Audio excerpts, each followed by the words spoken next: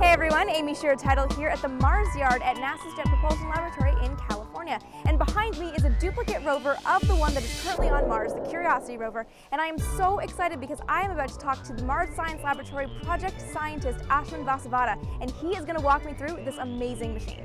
This is our test bed of the Curiosity rover. It's the same size and has a lot of the same equipment as what's on Mars right now. One of the things that I was really excited to learn about were the tools that we are currently using to explore Mars. The first thing we do every day is look at the pictures that have come down. And those pictures are taken by these instruments up here on the mast. You can see two pairs of navigation cameras. Inside of those, a little hidden, are our science cameras, which take those gorgeous color panoramas. And that single eye on top shoots out a laser.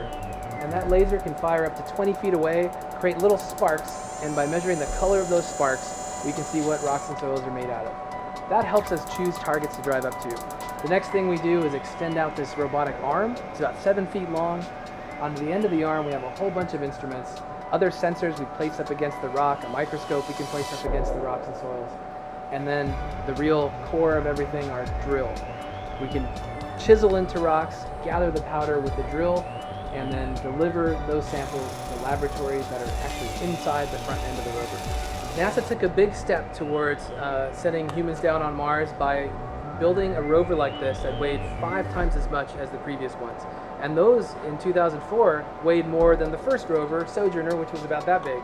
So every time we learn how to land progressively bigger payloads on Mars, we get that much closer to being able to land humans and all their supplies. You've been working on MSL for 11 years. Does it still excite you, and do you still look at this and know that you have one of these on Mars? It is unreal that we're driving around this vehicle on Mars every day, and we're driving it around in this beautiful desert-like terrain. What excites me every single day is that every day I get to see a place on Mars that no human has ever seen.